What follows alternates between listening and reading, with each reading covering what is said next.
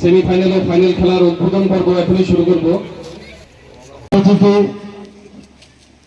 আমাদের ত্রিপুরা রাজ্যের সিপিআইএম এর রাজ্য সম্পাদক শ্রদ্ধেয়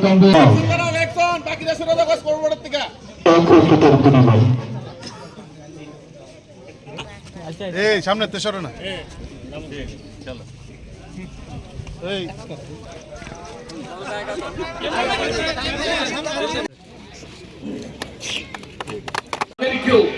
তাদের অন্যান্য আরো হাজারো কর্মসূচির মধ্যেও এখানে এই খেলাধুলার কর্মসূচি গ্রহণ করেছে। এটা ধারাবাহিকভাবে থাকা দরকার।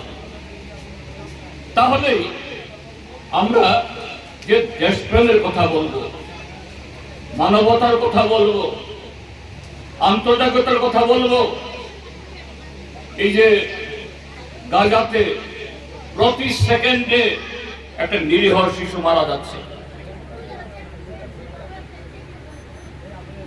ইরানে প্রতিদিন টন টন বোমা ফেলে সেখানকার সভ্যতা পৃথিবীর অন্যতম প্রাচীনতম সভ্যতা হলো ইরানিরা। এই পৃথিবীকে তারা বহু কিছু দিয়েছে, সেই সভ্যতাকে ধ্বংস করার জন্য গোটা সাম্রাজ্যবাদ তারা উঠে পড়ে লেগেছে।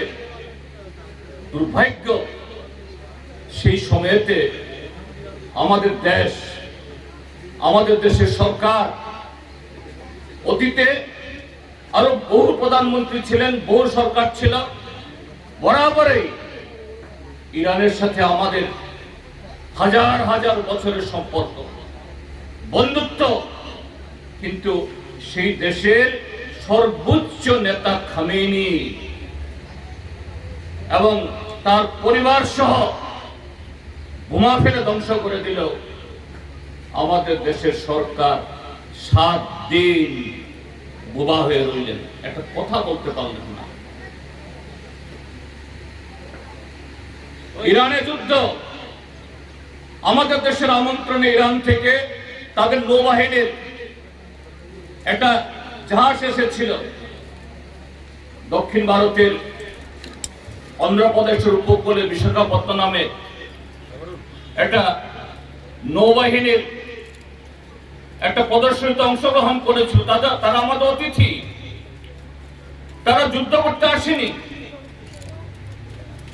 সে নাবিকরা তার জাহাজ দিয়ে ফিরছিল, আর ভারতীয় জলসীমার ভেতরে ঢুকে আমেরিকা সেই জাহাজকে ডুবিয়ে দিল।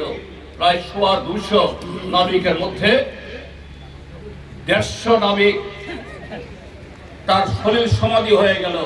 আমাদের দেশের সরকার এত মেরুদণ্ডহীন, একটা শব্দ উচ্চারণ করতে পারছে না আজ পর্যন্ত। এখানেই মানবিকতা, এখানেই আন্তর্জাতিকতা, এখানে দেশপ্রেম। কেন আমাদের দেশের সরকার আজকে এরকম একটা অমানবিক অন্যায়, এরকম একটা যুদ্ধ হচ্ছে, অন্যায় হচ্ছে, কেন কথা বলছে না? কেননা তাদের শিক্ষার মধ্যে কোন দেশপ্রেমিক শিক্ষা নেই। এখানে ডিওএফ এর সম্পাদক একটা খুবই গুরুত্বপূর্ণ কথা বলেছে যে গত 8 বছর এই সময়তে, হ্যাঁ, এরাও বড় বড় ফুটবলের টুর্নামেন্ট ওই বক্সনগরে নাকি মাঠে জায়গা হয়, এমএলএ কাপ, ওই জিরানিয়া হয় এমএলএ কাপ না। ওই কর্মসূচিকে আমরা বিরোধিতা করছি না, কিন্তু যে যৌবনকে, সেই যৌবনকে তৈরি করার জন্য একটা সুন্দর মানুষ, সুস্থ মানুষ তৈরি করার জন্য তুমি এই খেলাধুলা আয়োজন করছো, আমি সাধুবাদ জানাই।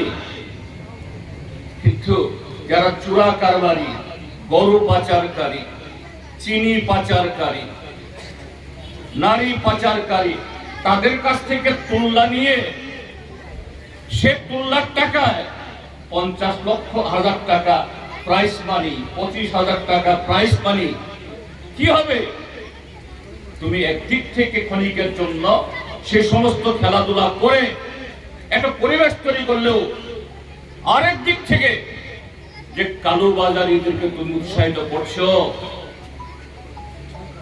অপরাধে রাত দিন যারা ব্যস্ত থাকে, মত্ত থাকে, তাদেরকে উৎসাহিত করছো।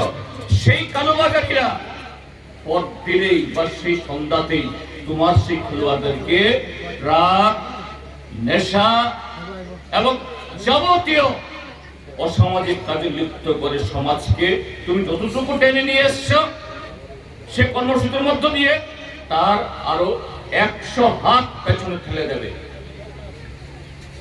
এটা সুস্থ কর্মসূচি না। এইভাবে প্রজন্ম বাঁচবে না, প্রজন্ম ধ্বংস হবে। আজই ইউআইএফআই কে আমি আন্তরিক ধন্যবাদ জানাবো যে তারা এই যে কর্মসূচি গ্রহণ করেছে, এই কর্মসূচিতে কত হাজার দর্শক হয়েছে,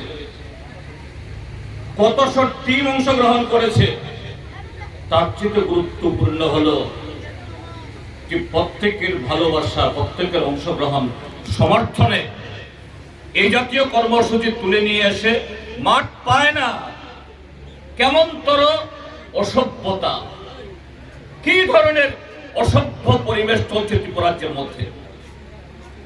রক্তদান শিবির করবে তার জন্য নিষেধ, রক্তদাতার উপর আক্রমণ, যুবক যুবতীদেরকে নির্মল আনন্দ দেবে খেলাধুলার মধ্য দিয়ে, তার জন্য মার দেওয়া হবে না। এই মানসিকতাই ওই সাম্রাজ্যবাদী মানসিকতা, অমানবিক মানসিকতা। এই মানসিকতাই হলো আজকে আমাদের দেশের শাসক দল, এই রাজ্যের শাসক দল